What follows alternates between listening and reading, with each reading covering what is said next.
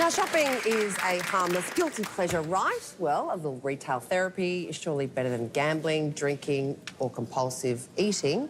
It's just an enjoyable pastime, or is it? Well, more than enjoyable. It's beautiful. The sheen of silk draped across a mannequin. Oh, the smell of new Italian leather shoes. Italian leather shoes, that's the best. Oh, the rush you feel when you swipe your card. And it's approved, and it all belongs to you. Okay, Rebecca, thank you for sharing. The joy you feel when you've bought something and it's just you and the shopping. You and shopping. All you have to do is hand over a little card. Oh, join us together. Isn't that the best feeling in the world? Yeah. Only it's not a harmless, guilty pleasure for some of us, particularly those carrying Australia's $45 billion in credit card debt. So how do you know if you are a shopaholic? And what can you do about it? Josette Freeman is the National Program Manager for Smart Recovery Australia, and she's here to chat to us about it. Nice to see you.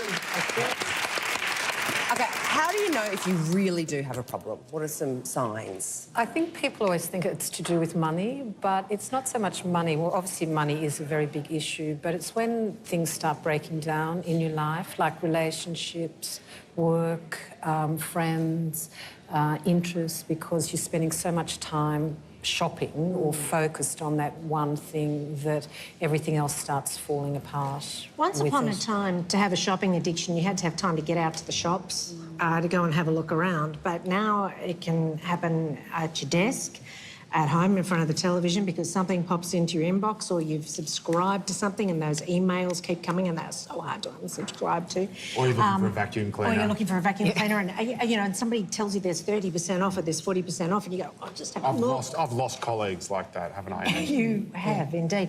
So is this making the problem worse, the ease with which we can shop now? The ease of media, the ease of getting credit cards, the ease of social media, it's too easy and there's no one putting a stop to it. So you can just keep on going until you can't go anymore. Is it excessive shopping a problem if you can afford it?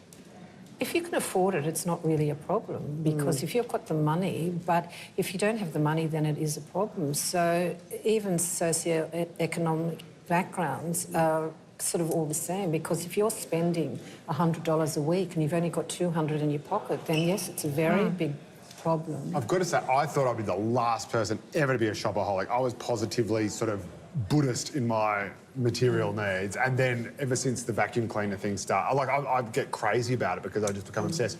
What can people do to kick the habit?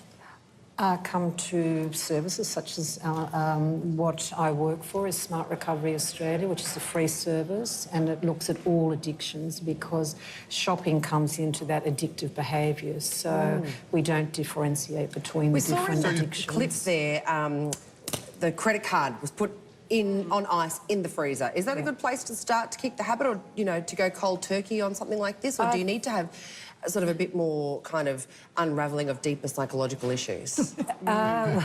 Yes and no. It's certainly a strategy, but it's very easy to thaw out a credit card. As we can see. When you say it can destroy relationships, is that because people, you know, I was guilty of it, always saying, you know, oh, new shoes, darling. These old things, no, I've had them in the back of the wardrobe. So people start hiding things, and you try to keep it a secret. Hiding, you start lying, start being deceptive. And again, all those things are attached to addictive behaviours. So I tell you what, if I ask CAC one more time if I should get the Dyson V8, I think it's going to destroy my relationship. One thing I will say also is it's not about the money as such, because there's many, many shopaholics out there that will go to the $2 shop. And they will just buy and buy and buy. They don't need any of this That's what my mum does. She goes there's good stuff there. I see. Really good coat hangers. I've got the padded coat hangers. And you will justify it. Because I've been shopping for all the clothes, so I need the padded coat hangers to put them on. Do you need it or want it? Oh, that's such a blurry area, isn't it? Is it important to remove the temptation? Like, should you block websites and get rid of credit That's a cards strategy, obviously, to do that. And people will get selective of which sites they're going to block, for sure. There's some great kind of tricks that you can use, I find, that because I used to be a big shopper, I would buy clothes and they would sit in my cupboard and with the label still attached.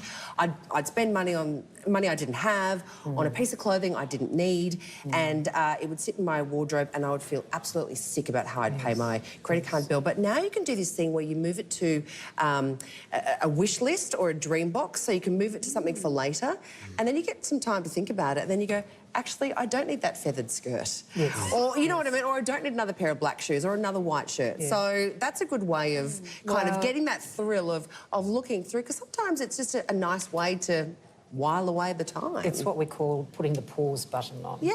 You know, pause, think, do I really need this? Do I really want it? Yeah. And then you've had to have time to think about it. Is there a typical shopaholic? Is there a shopper, what does a typical shopaholic look like? Is it the dirty old man wearing a trench coat and carrying a brown Gucci bag? I don't think so. No. No. They're probably just people describe like yourself. us. They're What's probably a Gucci people bag? like us. There's no one look because, as I said, people will go to the $2 shop, people will go to Gucci. It's where the accessibility, why they're doing it, what they do. So there's no particular Does it look like Ange? Could you clock her straight away? I picked her immediately, yes. She does attract them. I'm so, like, you're going through Instagram and you see someone who looks impossibly happy who happens to be holding a Gucci handbag, and you think, well, the Gucci handbag's what's making them happy. If I had one of those, I'd be happy. Well, what we talk about in the addiction field is that it's short-term gain, long-term pain. Yes. That's so which is sensible. Unfortunate. Yeah, you've got some great tips as well to help if you are addicted to shopping. Find other activities to fill the time you spend shopping. Delete your shopping apps. That's a goodie. Ask yourself, do I need it?